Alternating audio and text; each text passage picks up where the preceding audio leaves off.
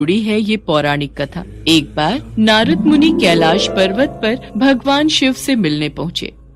नारायण नारायण, प्रणाम माते। आइए देवर्षि नारद, कैसे आना हुआ? माते, मैं तो भगवान शिव और आपके दर्शन करने आया हूँ, पर महादेव कहीं दिखाई नहीं दे रहे। वे तो भ्रमण के लिए गए हैं, कुछ देर में लौटेंगे। देवर्षि नारद माँ पार्वती से वार्तालाप करने लगे। तभी उन्होंने माँ पार्वती से पूछा, माते, क्या आप अमर कथा के बारे में जानती हैं?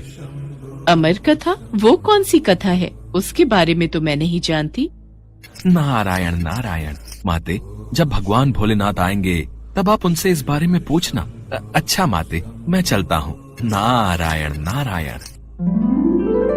पार्वती माता सोच में पड़ गई कि ऐसी कौन सी कथा है जो स्वामी ने मुझसे नहीं कही। तभी भोलेनाथ कैलाश पर लौट आते हैं। माता पार्वती उनसे इस बारे में चर्चा करती हैं। प्रभु, आपने मुझे कभी अमर कथा के बारे में क्यों नहीं बताया? मुझे आज और अभी अमर कथा सुननी है।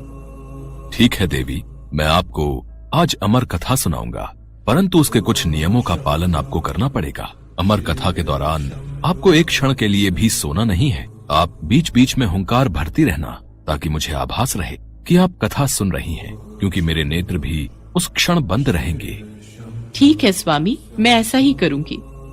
भगवान शंकर ने माता पार्वती से एकांत और गुप्त स्थान पर अमर कथा सुनने को कहा, जिससे कि अमर कथा कोई अन्य जीव न सुन पाए, क्योंकि जो कोई भी इस अमर कथा को सुन लेता है वो अमर हो जाता। इसके पश्चात शिवजी देवी पार्वती को अमर कथा कहने एक गुफा में ले गए। पुराणों में कहा जाता है शिव जी ने देवी पार्वती को अमरनाथ की गुफा में अपनी साधना की अमर कथा सुनाई थी, जिसे हम अमृतत्व कहते हैं। प्रचलित कथा के अनुसार भगवान भोलेनाथ ने अपनी सवारी नंदी को पहलगाम पर छोड़ दिया, जटाओं से चंद्रमा को चंदनवाड़ी में अलग कर दिया और गंगा जी को पंचतरणी में तथा कंठाभूषण सर्पों को शेषनाग पर छोड़ दिया। इस प्रकार इस पड़ाव का नाम शेषनाग पड़ा। अगला पड़ाव गणेश पड़ता है। इस स्थान पर भोलेनाथ ने अपने पुत्र गणेश को भी छोड़ दिया था, जिसको महागुणा का पर्वत भी कहा जाता है। पिस्सू घाटी में पिस्सू नामक कीड़े को भी त्याग दिया। इस प्रकार महादेव ने जीवनदायिनी पांचों तत्वों को भी अपने से अलग कर दिया। इसके बाद माँ पार्वती सहित उन्होंने गुप्त गुफा में प्रवेश किया और अमर कथा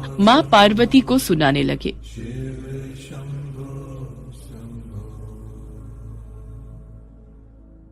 पर कथा सुनते सुनते देवी पार्वती को नींद आ गई और वो सो गईं, जिसका शिव जी को पता नहीं चला। भगवान शिव अमर होने की कथा सुनाते रहे। उस समय दो सफेद कबूतर शिव जी से कथा सुन रहे थे और बीच बीच में गूं गूं की आवाज निकाल रहे थे। शिव जी को लगा कि माता पार्वती कथा सुन रही हैं और बीच बीच में हुंकार भर रही हैं। इस तरह दोनों कबूतरों ने अमर होने की पूरी कथा सुन ली थी। कथा समाप्त होने पर शिव जी का ध्यान देवी पार्वती की ओर गया, जो सो रही थी। अरे, देवी पार्वती तो गहरी निद्रा में है, तो फिर ये हुंकार कौन भर रहा था? अचानक महादेव की दृष्टि अमर कथा को सुनते उन कबूतरों पर पड़ी, तो वे क्रोधित हो गए और उन्हें मारने के लिए आगे बढ़े। मेरे क्रोध से तुम दोनों को कोई नहीं बचा सकता।